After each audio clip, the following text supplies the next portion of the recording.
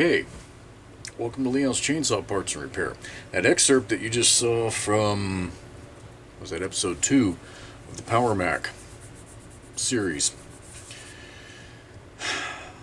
I figured out what was wrong with that, and I want to do a video specifically on that. And wouldn't that dryer buzzer go off the minute I started this? Ain't that cool? It's the fuel cap. Okay? As screwball as that is, there's supposed to be, all of these caps have to have a vent, okay? If you look up here, it says fuel mixed gas with McCulloch oil 40:1. Look between the I and the T on width. See that little hole? That's the vent. Now, I don't know how this was supposed to work. Initially, when I took it apart, all I found was a little bit of black goo. So that center piece right there, out she goes.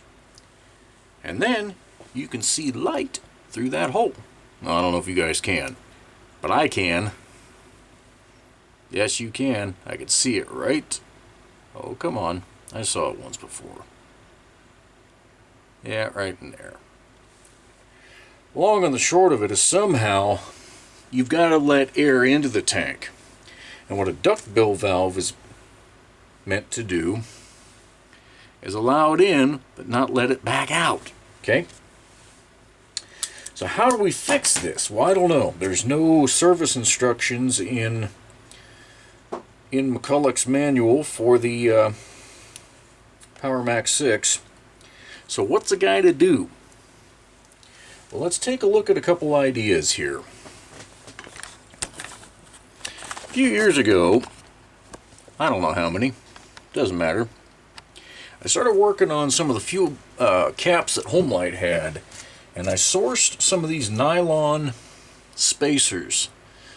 I think they came from Grainger. Now, they've discontinued the black ones. I just looked it up. That kind of pissed me off, but whatever. You can still get them in nylon, you can still get them in aluminum. Excuse me, the ones I bought are 5/16 in diameter. That's the hole size. Okay, they're a 1/2 inch long, and they could end up being a little bit longer if you wanted to. But I find the 1/2 inch to be a nice medium on a lot of the caps I work on. And then they're allegedly set up for a number 6 screw, which is a .014 inch, which a duckbill fits into. Now, it's a little bit loose. I happen to like that. Some folks prefer it to be a little bit tighter, but it's not distorted that way. And it'll still press the seat down, the seat of the duckbill valve, and hold it tight.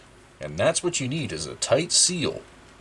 Any leakage around that equals fuel flops out when you turn the thing on its side. So if we take the original McCulloch piece out, my replacement piece fits right in, but not far enough. Now, let's see if I can get you guys to see this on video. There's a step in there. Oh yeah, you can see it. Won't go all the way to the bottom, so we need to drill that out. Like I say, I don't know what was in there to begin with. Beats the hell out of me. It was just a puddle of goo by the time I got it apart. So we're going to take, I'm going to use my 9/64 drill instead of, no I'm not. No. I wanted to give myself a little room for error, but damn it, I'll just do it right the first time. Use a 5/16 drill bit. We're going to drill down to the bottom. That's what we're going to do. Go all the way down to the bottom, and I think that should work. That should allow us to sandwich that in there and create a seal. So let me get the right drill bit and set the camera up. Okay.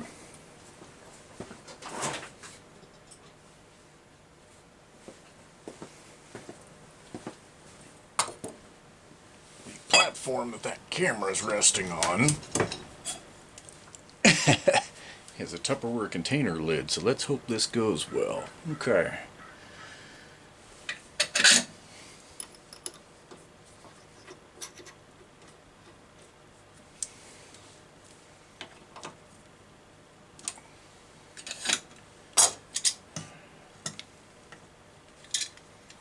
mar this cap up. I also don't want that drill bit to hang up and tear my fingers off. Alright.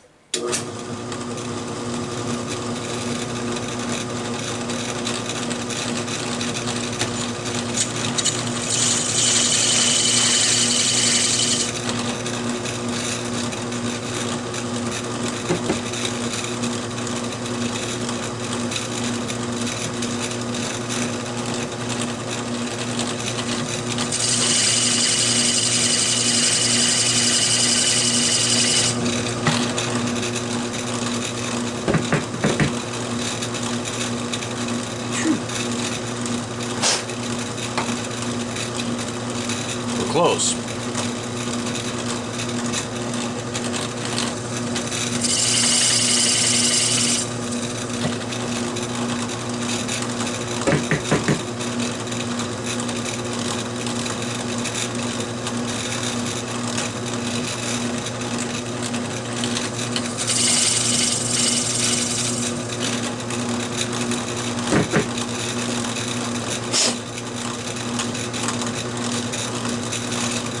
Tiny bit more.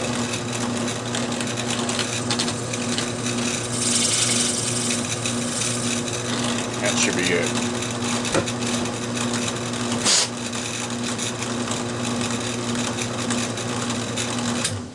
Okay. Go blow all that out and reopen that hole. Okay, I've always liked to super glue these things in, which would absolutely work 100%. That's gonna be a tight fit. That's gonna be nice. I may not need anything on it whatsoever.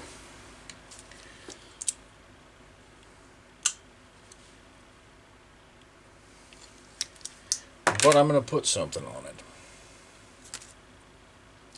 And just do the tiniest smearing of Moto Seal.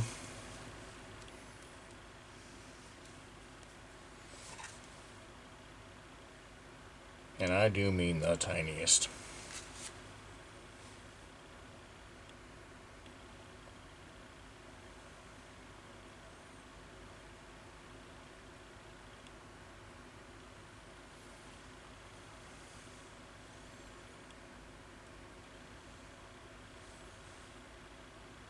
Okay. Oh man. Kind of screwed myself here. I'm going to put that in, and to avoid...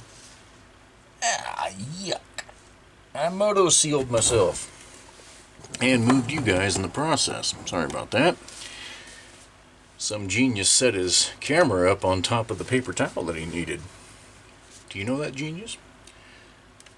Okay. That cap is all goobered up. Now, I'm going to press it down like this so that that can't come loose. Alright. Is that set down all the way? I don't think so.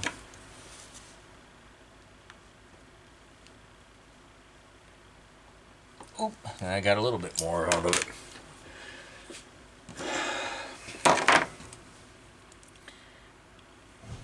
I don't want to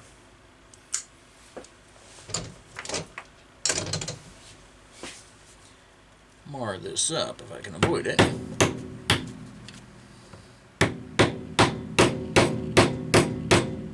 Down. That's it. Okay.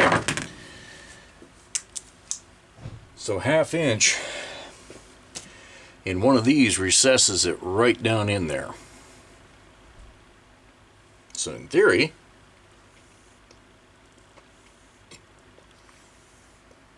okay, the blow and suck test. Keep your minds clean, folks. Works. Air is coming in through the cap. It is not exiting. Now, that doesn't look 100% original. Truth be told, this thing's still leaking fuel. I'm gonna have to seal around. Oh, I'm not sure where it's leaking. I think I'm gonna have to seal around that fuel nipple, but that's a different issue. Let's see if this thing will actually run the way it did for me when I had no fuel cap on it.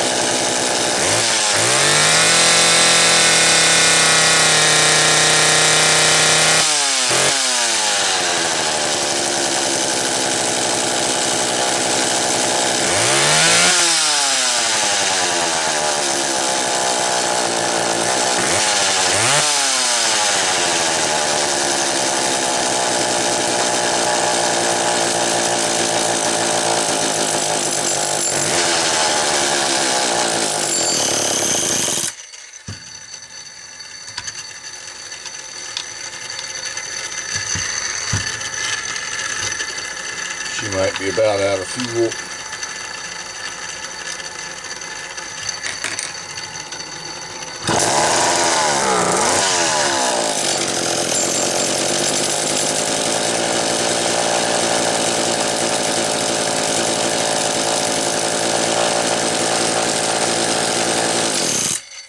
One thing I know for certain, the cap is now allowing the tank to vent properly.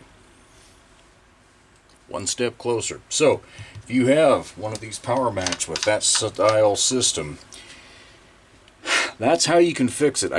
You can't use the original plastic piece unless you drill a hole through it all the way through and then you drive it down and recess it. It's not this long. So, I will put a couple of Grainger part numbers. You got to buy them in quantities of 10 though. That's just the way it is. But I'll put those down in the description. And yeah,